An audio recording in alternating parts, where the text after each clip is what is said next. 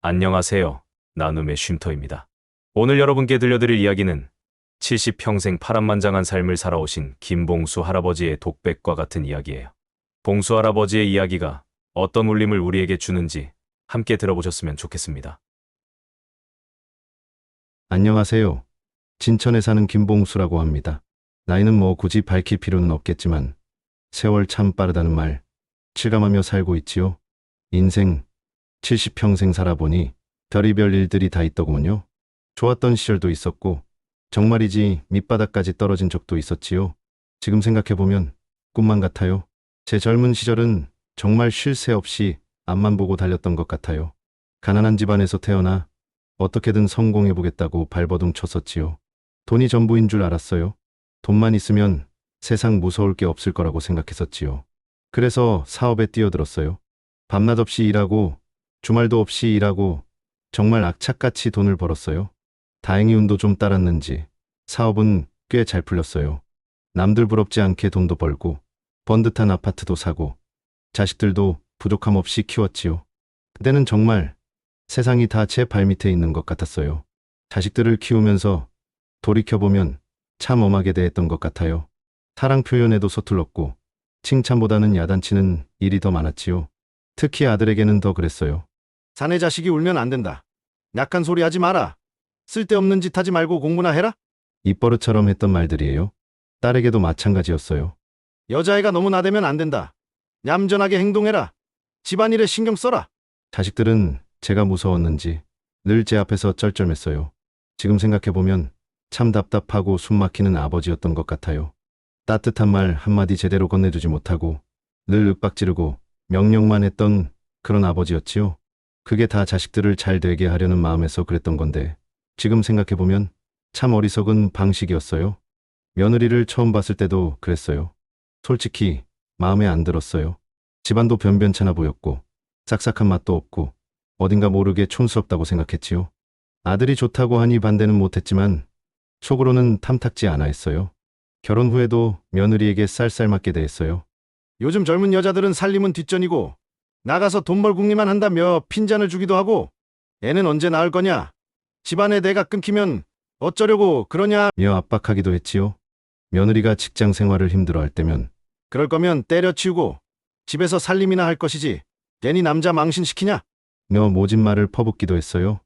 며느리는 늘 죄송하다는 말만 되풀이했지만 속으로는 얼마나 저를 원망했을까요?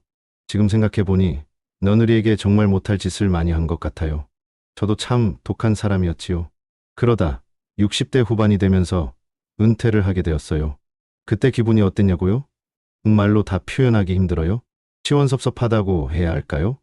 한편으로는 홀가분하기도 했지만 다른 한편으로는 불안하기도 했어요. 평생을 일만 하며 살아왔는데 이제 뭘 해야 하나 그런 막막함 같은 거였지요. 하지만 금방 그런 불안함은 잊혀졌어요. 왜냐고요? 드디어 제가 그토록 꿈꿔왔던 자유를 얻었으니까요. 은퇴하고 제일 먼저 한 일이 뭐였냐면요. 집부터 싹 바꾼 거였어요. 아내가 세상을 떠난 후 혼자 살던 낡은 아파트를 팔고 번듯한 실버타운으로 이사를 갔지요. 새 아파트는 정말 으리으리했어요. 넓고 깨끗하고 시설도 좋고 마치 호텔 같았어요. 가구도 싹 다 새로 샀어요. 최신 유행하는 가구들로 집을 쫙 꾸미고 나니 정말 기분이 좋더군요. 오래된 차도 바꿨어요. 젊은 시절에는 꿈도 못 꿨던 외제차를 덜컥 계약해버렸지요. 옷도 젊게 입고 머리도 멋지게 하고 완전히 젊은 시절로 돌아간 기분이었어요. 매일매일이 즐거움의 연속이었어요. 아침에는 늦잠을 자고 일어나서 맛있는 커피를 내려 마셨지요. 브런치 카페에 가서 우아하게 아침 식사를 하고 백화점에 가서 옷도 사고 시계도 사고 선글라스도 사고 싶은 건 다 샀어요. 오후에는 실버타운 친구들과 골프를 치러 가거나 당구장에서 신나게 당구를 쳤지요. 저녁에는 근사한 레스토랑에 가서 스테이크도 썰고 와인도 마시고 정말이지 매일매일이 파티 같았어요. 주말에는 여행도 자주 갔어요. 혼자서 기차를 타고 전국 방방곡곡을 돌아다니며 맛있는 것도 먹고 좋은 구경도 하고 정말이지 꿈만 같은 시간들이었지요. 주변 사람들은 저를 부러워했어요. 봉수 씨는 정말 노후 준비 잘했네. 우리도 봉수 씨처럼 늙어야 할 텐데. 다들 그렇게 말했어요. 저는 어깨를 으쓱하며 웃었지요. 당연하지. 내가 누군데 김봉수 아니겠어. 속으로 그렇게 생각했어요. 저는 정말 제 노후는 탄탄대로일 거라고 믿었어요. 돈도 많고, 시간도 많고, 건강도 괜찮고, 더 이상 바랄 게 없다고 생각했어요. 그때는 정말 아무 걱정도 없었어요. 앞으로도 이렇게 쭉 행복하게 살 수 있을 거라고 철석같이 믿었지요. 하지만 인생이란 게 참 알 수 없는 거더군요. 그 행복은 그리 오래가지 못했어요. 정말 순식간에 제 인생은 180도 달라져 버렸으니까요. 하지만 행복은 찰나였어요. 화려했던 싱글 라이프는 모래성처럼 무너졌죠. 시작은 정기건강검진이었어요. 별 생각 없이 받았는데 재검진 연락이 왔어요. 심장이 덜컹 내려앉았죠. 병원에 가니 의사는 심각한 표정으로 김 선생님 좀 심각합니다. 라고 말했어요. 청천벽력 같았어요. 암, 악성 종양 수술, 항암 치료 듣기 싫은 단어들이 쏟아졌죠. 집으로 돌아오는 길 멍하니 하늘만 봤어요. 맑은 하늘과 따뜻한 햇살과 달리 제 마음은 캄캄했어요. 죽을 수도 있다고? 이제 좀 즐기려는데 이렇게 끝나나? 억울했지만 현실은 냉정했어요. 당장 입원해서 검사받고 치료해야 했죠. 그때부터 제 인생 시계는 거꾸로 돌기 시작했어요. 병원 생활은 끔찍했어요. 매일 검사, 도통스러운 치료, 낯선 냄새, 자유롭던 세상과 단절된 숨 막히는 공간이었죠. 초기 발견이라 수술은 잘 됐지만 항암 치료는 상상 초월의 고통이었어요. 머리카락은 빠지고 속은 메스껍고 입맛은 없고 몸은 쇠약해졌어요. 싱글 라이프는커녕 하루하루 버티기 힘들었죠. 병원비는 눈덩이처럼 불어났어요. 모아둔 돈은 병원비로 사라지고 보험금은 턱없이 부족했죠. 설상가상으로 믿었던 사업 투자마저 망했어요. 오랜 친구라는 놈이 퇴직금을 들고 튀었어요. 하늘이 무너지는 줄 알았어요. 배신감과 절망감이 한꺼번에 밀려왔죠. 사업 초창기부터 의지했던 친구였는데 인간에 대한 깊은 배신감을 느꼈어요. 퇴원 후 집에 돌아와 텅 빈 통장을 보니 현실이 실감났어요. 더 이상 흥청망청 쓸 돈이 없다는 것을 뼈저리게 깨달았죠. 실버타운 관리비는 물론 당장 생활비조차 걱정해야 했어요.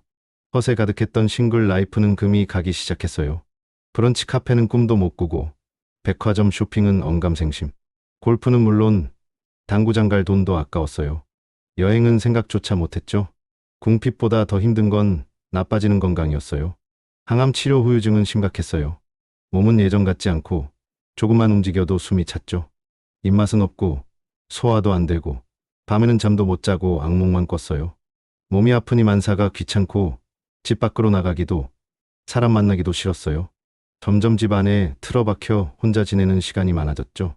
외로움은 칼날처럼 마음을 찔렀어요. 싱글 라이프 시절엔 늘 사람이 많았지만 돈 떨어지고 병드니 사람들은 떠나갔어요. 돈 많은 노인에겐 사람들이 꼬였지만 돈 없는 병든 노인에겐 아무도 관심 없었죠. 전화는 뜸해지고 찾아오는 사람도 없고 혼자 덩그러니 남겨진 기분이었어요. 자식들에게 연락할까 수없이 망설였지만 자존심이 허락 안 했어요. 젊을 때 엄하게 대했던 기억, 따뜻한 말 한마디 못 건넨 후회가 밀려왔죠. 돈만 주면 다 되는 줄 알았던 오만함. 이제 와 돈 없으니 도와달라는 모습 끔찍했어요. 게다가 자식들은 며느리, 사위와 같이 살았어요. 며느리라도 싫어하면 어쩌나 괜히 자식들만 힘들게 할까봐 걱정만 앞섰죠. 결국 자식들에게 연락하는 걸 포기하고 혼자 해결하려 했어요. 하지만 혼자서는 감당할 수 없었어요. 실버타운 관리비는 밀리고 생활비는 바닥나고 건강은 악화되고 더 이상 버틸 힘이 없었어요. 결국 실버타운을 나와 싼 월세 아파트로 이사해야 했죠. 짐을 싸면서 눈물이 핑 돌았어요. 화려했던 가구들은 짐짝처럼 느껴졌죠. 새 아파트는 좁고 낡았어요. 실버타운과는 비교조차 안 될 정도로 초라했죠. 텅 빈 실버타운을 뒤돌아보며 씁쓸히 웃었어요. 내가 이렇게 몰락할 줄이야. 인생은 정말 한 치 앞도 알 수 없구나. 새 아파트 생활은 더 비참했어요. 좁은 공간에 혼자 갇혀 지내는 건 숨 막힐 듯 답답했죠. 낡은 아파트는 춥고 더웠고 방음도 안 돼. 밤에는 소음 때문에 잠 설칠 때가 많았어요. 무엇보다 외로움이 가장 힘들었어요. 실버타운에선 이웃이라도 있었지만 이곳은 완전히 고립된 섬 같았어요. 아무도 말을 걸지 않았고 저 역시 누구에게도 말 걸 용기가 안 났어요. 하루 종일 텔레비전만 멍하니 보거나 천장만 바라봤죠. 건강은 점점 나빠졌어요. 제대로 못 먹고 운동도 안 하고 스트레스만 받으니 몸은 망가져갔죠. 다리도 점점 아파왔어요. 어느 날 집 앞에서 넘어져 일어나지 못할 정도로 다쳤어요. 겨우 119에 전화해 병원에 실려갔죠. 병원 침대에 누워 눈물을 펑펑 쏟았어요. 서러움, 후회, 절망감 주체할 수 없이 눈물이 흘렀죠. 내가 왜 이렇게 됐을까? 어쩌다 이렇게 밑바닥까지? 과거 화려했던 삶과 현재? 비참한 현실이 대비되며 더욱 절망스러웠어요. 퇴원했지만 상황은 나아지지 않았어요. 돈 없고, 몸 아프고, 외롭고 하루하루 숨 쉬는 것조차 힘들었어요. 삶의 의욕을 완전히 잃었죠. 이제 끝인가 보다. 이렇게 비참하게 혼자 죽는 건가? 그런 생각만 들었어요. 희망은 보이지 않았어요. 제 인생은 막장 드라마보다 더 막장이었죠. 정말 돈보다 더 힘든 건 가족 관계였어요. 아니, 무너진 가족 관계였죠. 싱글 라이프를 즐길 땐 자식들에게 용돈도 주고 선물도 줬어요. 그때는 아버지, 감사합니다. 아버님, 식사 같이 하시죠? 했었죠. 다 진심인 줄 알았어요. 돈 있으니 가족 관계도 좋은 줄 착각했죠. 어리석었어요. 병 걸리고 돈 떨어지니 자식들 태도가 달라졌어요. 퇴원 후 혼자 생활이 어려워 큰아들에게 전화했어요. 아들 목소리는 차갑고 딱딱했어요. 아버지, 웬일이세요? 무슨 일이시라도? 아들은 조심스레 물었죠. 저는 떨리는 목소리로 제 상황을 이야기했어요. 병 걸려 몸 안 좋고 투자 실패로 돈 다 날렸다고 자존심 상했지만 어쩔 수 없었어요. 기댈 곳은 자식들 뿐이었으니까요. 이야기를 다 듣고 아들은 말이 없었어요. 침묵만이 흘렀죠. 무겁고 길게 느껴지는 침묵. 아버지, 저희도 지금 형편이 넉넉지 않아요. 드디어 아들이 입을 열었어요. 하지만 이로나 격려가 아닌 냉정하고 현실적인 변명이었죠. 저도 대출금 갚아야 하고 애들 학원비도 만만치 않고요. 솔직히 아버지까지 도울 여력이 안 돼요. 아들 말에 가슴이 쿵 내려앉았어요. 여력이 안 된다고? 내가 내 아버지인데. 섭섭함과 배신감이 밀려왔지만 감정을 억누르며 다시 말했어요. 아들아, 나도 짐 되기 싫다. 하지만 정말 힘들어서 그래. 생활비도 없고 몸도 아파 일도 못하고 조금이라도 좋으니 도와줄 수 없겠니? 간절한 부탁에도 아들 대답은 냉담했어요. 아버지, 죄송해요. 저희도 힘들어요. 어머니 돌아가시고 아버지 혼자 잘 지내시는 줄 알았는데 갑자기 이러시니 당황스럽네요. 아들은 마치 제 불행이 제 책임인 듯 말했죠. 과거 제가 자식들에게 얼마나 냉정했는지 뼈저리게 깨달았어요. 하지만 지금은 후회할 겨를이 없었어요. 당장 현실이 절박했으니까요. 그래 힘들다면 어쩔 수 없지. 더 이상 매달릴 힘도 자존심도 없었어요. 힘없이 전화를 끊었죠. 소화기를 놓는 순간 눈물이 왈칵 쏟아졌어요. 자식들에게 버림받았다는 절망감, 혼자 남겨졌다는 외로움 온몸을 짓눌렀어요. 내가 이렇게 외톨이가 된 건가? 내 인생은 실패한 건가? 답을 찾을 수 없었어요. 며칠 후 작은 딸에게서 전화가 왔어요. 딸은 걱정스레 안부를 물었어요. 아버지, 괜찮으세요? 오빠한테 이야기 들었어요. 많이 힘드시다면서요. 딸의 따뜻한 목소리에 울컥 눈물이 쏟아질 뻔했어요. 그래도 딸은 아들보다 따뜻하구나. 조금 기대했죠. 그래, 좀 힘들다. 몸도 안 좋고 돈도 없고 혼자 지내기 너무 어렵구나. 딸에게 솔직히 털어놨어요. 딸은 망설이더니 조심스레 말했어요. 아버지, 저희도 돕고 싶어요.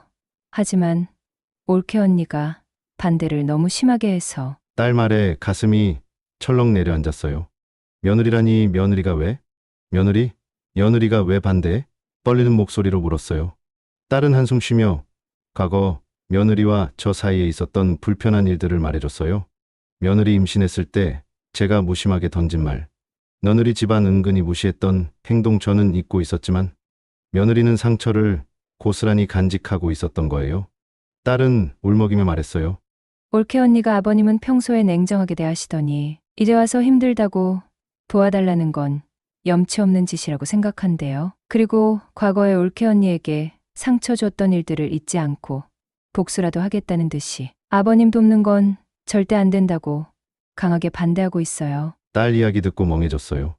며느리가 저를 그렇게까지 미워할 줄은 상상도 못했어요. 저도 며느리에게 살갑게 못 대했지만 이렇게까지 양심을 품을 줄은 정말 몰랐어요. 과거 제 무심함과 오만함이 부메랑처럼 돌아온 거죠. 딸은 계속 울먹이며 말했어요. 저도 언니 때문에 너무 힘들어요. 어머니 살아계실 땐 안 그랬는데 어머니 돌아가시고 나니 언니가 점점 강하게 나오는 것 같아요. 저도 돕고 싶지만 며느리 때문에 어쩔 수 없어요. 정말 죄송해요, 아버지. 딸의 사과에 더욱 비참해졌어요. 자식들은 돕고 싶지만 며느리 때문에 안 된다니. 결국 저는 가족에게 완전히 버림받은 거나 마찬가지였어요. 돈 때문에, 정 때문에, 과거 잘못 때문에 철저히 혼자가 되어버렸죠. 며느리에 대한 원망, 자식들에 대한 실망감, 제 자신에 대한 깊은 후회가 밀려왔어요. 내가 왜 이렇게 살았던 걸까? 왜 가족들에게 따뜻하게 못했을까? 왜 돈만 쫓아 살았을까? 과거 어리석었던 선택들이 스쳐 지나갔지만 이제 와 후회 한들 소용없었어요. 때는 늦었고 저는 벼랑 끝에 내몰린 외로운 노인이 되어버렸는데 그날 이후 자식들에게 다시 연락 안 했어요. 더 이상 기대할 것도 바랄 것도 없다는 걸 깨달았으니까요. 가족이라는 이름은 있었지만 실질적으로 저는 가족에게서 유리된 존재였어요. 외로움은 깊어지고 절망감은 뼛속까지 스며들었어요. 세상에 홀로 남겨진 고독감, 아무도 이해 못한다는 소외감, 숨 쉬는 것조차 고통스러웠어요. 이제 정말 끝인가 보다. 이렇게 외롭게 쓸쓸하게 죽는 건가? 그런 생각만 머릿속에 맴돌았어요. 저에게 남은 건 희망 없는 어둠뿐이었죠. 가족들에게 완전히 버림받았다는 사실을 깨닫고 나니 삶의 끈이 툭 끊어지는 기분이었어요. 더 이상 누구에게도 기댈 곳이 없다는 절망감, 혼자 이 모든 고통을 감당해야 한다는 막막함, 숨조차 제대로 쉬어지지 않았어요. 그때부터였을까요? 제 건강은 정말 걷잡을 수 없이 악화되기 시작했어요. 가뜩이나 항암 치료 후유증으로 몸이 엉망이었는데 제대로 먹지도 못하고 따뜻하게 씻지도 못하고 춥고 습한 낡은 아파트에서 홀로 지내니 경이 낫기는커녕 점점 더 깊어져만 갔어요. 다리는 더욱 쑤시고 아파왔고 조금만 걸어도 숨이 턱 막히고 현기증이 났어요. 밤에는 통증 때문에 잠을 제대로 이루지 못했고 새벽녘이면 식은땀으로 온몸이 흠뻑 젖어 있곤 했죠. 입맛은 완전히 사라졌어요. 억지로 밥을 몇 술 뜨려 해도 도저히 목구멍으로 넘어가질 않았어요. 결국 며칠째 물만 겨우 마시며 버티는 날들이 늘어갔어요. 몸은 점점 앙상하게 말라갔고 얼굴은 핏기 하나 없이 창백해져 갔죠. 거울 속에 비친 제 모습은 더 이상 예전에 화려했던 김봉수가 아니었어요. 늙고 병든 초라한 노인만이 덩그러니 서 있을 뿐이었죠. 경제적인 어려움은 건강 악화에 기름을 붓는 격이었어요. 실버타운에서 나올 때 받은 보증금은 월세와 생활비로 금세 바닥을 드러냈어요. 연금은 쥐꼬리만큼 나왔지만 병원비와 약값, 최소한의 생활비를 감당하기에도 턱없이 부족했죠. 돈을 아끼려고 난방도 제대로 하지 않았어요. 겨울에는 낡은 창문 틈으로 찬바람이 숭숭 들어와 방 안에서도 외투를 껴입고 지내야 했어요. 여름에는 찜통 같은 더위 속에서 에어컨은 꿈도 못 꿨죠. 선풍기 하나에 의지해 겨우겨우 더위를 식히곤 했어요. 식사는 더욱 부실해졌어요. 제대로 된 반찬은커녕 라면으로 끼니를 때우는 날이 많아졌고 심지어 며칠을 굶는 날도 있었어요.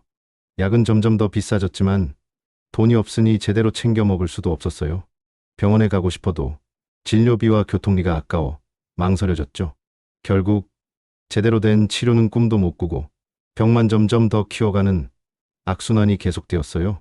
과거 화려했던 시절이 자꾸만 떠올랐어요. 고급 레스토랑에서 스테이크를 썰고 최고급 와인을 마시며 웃음꽃을 피웠던 날들, 명품 옷을 걸치고 거리를 활보하며 사람들의 시선을 즐겼던 순간들.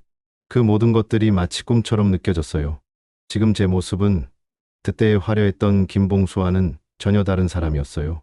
초라한 월세방, 찢어진 옷, 굶주린 배, 병들어 쇠약해진 몸.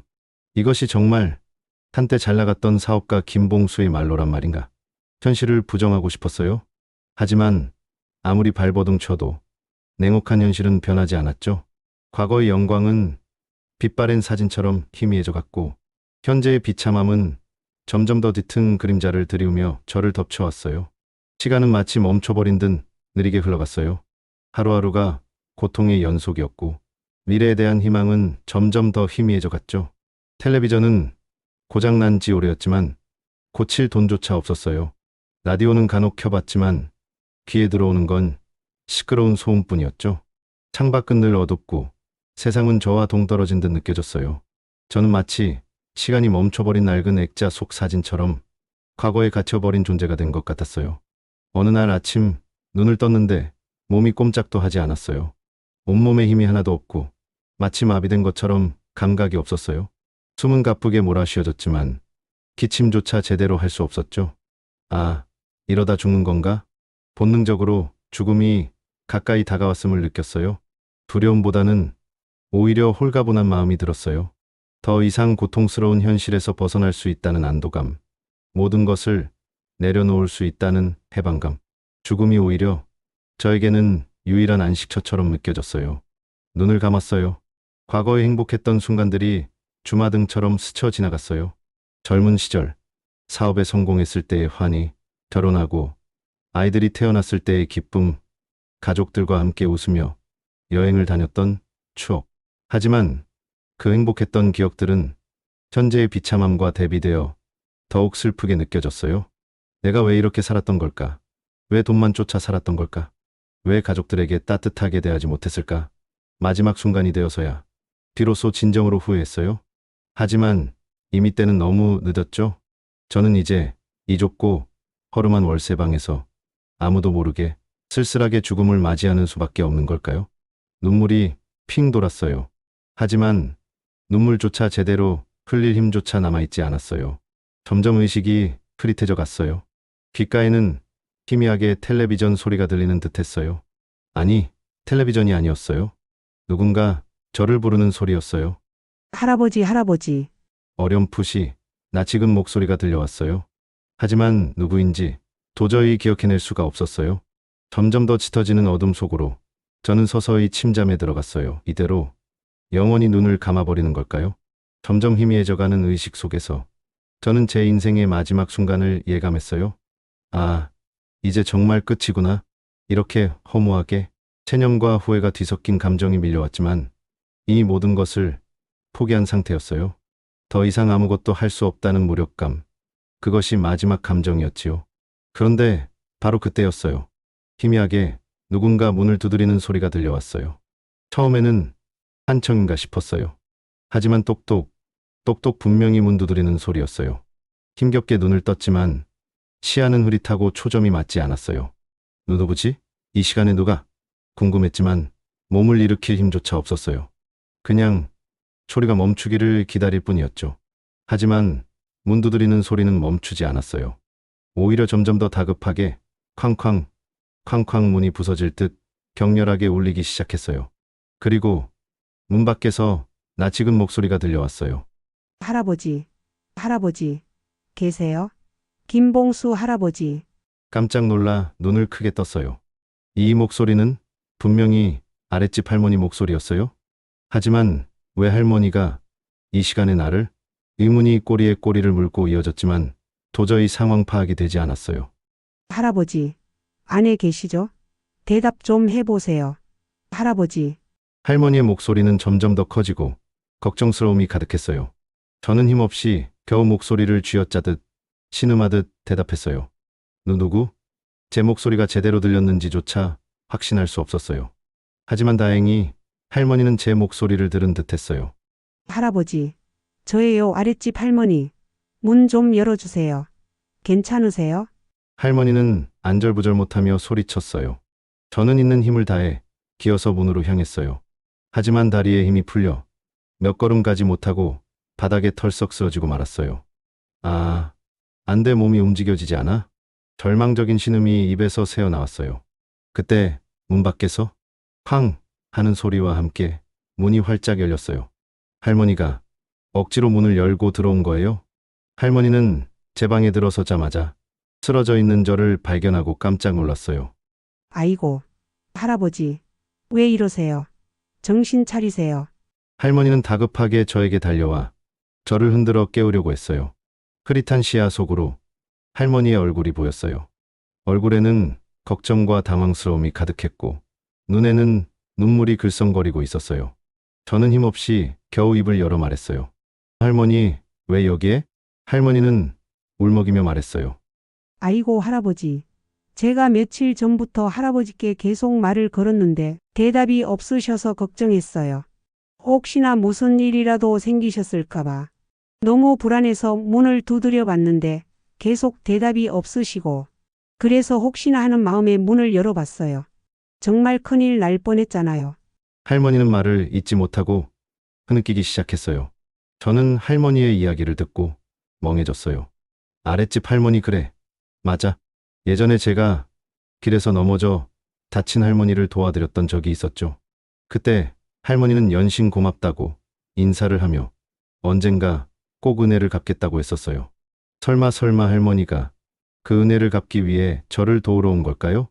믿기지 않았지만 할머니의 진심 어린 눈빛을 보니 왠지 모르게 마음이 따뜻해지는 것 같았어요. 할머니는 곧바로 119에 신고했어요. 구급대원들이 쏜살같이 달려와 저를 들것에 실어 병원으로 옮겼어요. 병원에서 정신을 차리고 보니 온갖 검사와 치료가 진행되고 있었어요. 며칠 동안 의식을 잃었던 것 같아요. 기적적으로 저는 다시 살아났어요. 의사는 할머니 덕분에 정말 운 좋게 목숨을 건졌다고 말했어요. 조금만 더 늦었더라면 정말 위험했을 거라고요. 병원에서 어느 정도 건강을 회복하고 저는 다시 낡은 월세방으로 돌아왔어요. 할머니는 퇴원하는 저를 데리러 와주셨고 집에 돌아와서도 따뜻한 죽을 끓여다 주시고 몸을 닦아주시고 정말 살뜰하게 저를 보살펴 주셨어요. 할머니의 따뜻한 손길, 진심 어린 걱정, 따뜻한 말 한마디. 오랜 시간 닫혀있던 제 마음의 문이 조금씩 열리기 시작했어요. 사람에게서 이렇게 따뜻한 온기를 느껴본 게 얼마만인지 기억조차 나지 않았어요. 할머니는 제게 다양한 사회복지 시스템에 대해 알려주셨어요. 노인들을 위한 무료 급식, 건강검진, 재활 프로그램, 생활지원금. 혼자서는 도저히 알 수 없었던 정보들이었어요. 할머니의 도움으로 저는 사회복지 시스템의 도움을 받아 다시 재활의 의지를 다지게 되었어요. 몸을 움직이기 힘들었지만 할머니의 격려와 응원 덕분에 조금씩 재활 운동을 시작했어요. 처음에는 걷는 것조차 힘들었지만 매일 꾸준히 운동하니 점점 몸에 활력이 생기기 시작했어요. 생활비를 벌기 위해 할머니와 함께 폐지를 줍기 시작했어요. 힘들었지만 땀 흘려 일하는 보람을 느낄 수 있었죠. 공원에도 나가 간단한 운동기구를 이용해 체력을 키웠어요. 햇볕을 쬐고 신선한 공기를 마시니 몸과 마음이 맑아지는 기분이었어요. 작은 일이라도 꾸준히 하면서 조금씩 돈을 모으기 시작했어요. 물론 과거처럼 화려하게 살 수는 없겠지만 최소한 굶어 죽지는 않겠다는 희망이 생겼어요. 재활 운동과 폐지 줍기를 하면서 저는 진정한 자립의 의미를 깨닫게 되었어요. 과거에는 돈이 전부라고 생각했어요. 돈만 있으면 뭐든지 할 수 있고 뭐든지 살 수 있다고 믿었죠. 하지만 막상 병에 걸리고 돈을 잃고 보니 돈은 정말 덧없는 것이라는 것을 깨달았어요. 진정한 자립은 돈만으로는 이룰 수 없는 것이었어요. 건강, 주변 사람들과의 관계, 그리고 스스로에 대한 믿음. 이 세 가지가 진정으로 노후를 자립하는데 꼭 필요한 요소들이라는 것을 뼈저리게 깨달았어요.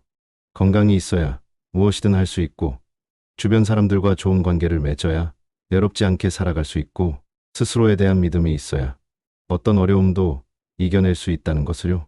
할머니는 제게 그 소중한 깨달음을 선물해 주신 은인이었어요. 어느 날 용기를 내어 자식들에게 전화를 걸었어요. 떨리는 목소리로 지난날의 잘못을 진심으로 사과했어요. 아들아, 딸아, 아버지다. 그동안 너희들에게 너무 모질게 대한 것 같아서 정말 미안하다. 특히 며느리에게도 내가 너무 심하게 대한 것 같아 정말 후회하고 있다. 지금이라도 용서해 줄 수 있겠니? 전화를 받는 자식들의 반응은 처음에는 냉담했어요.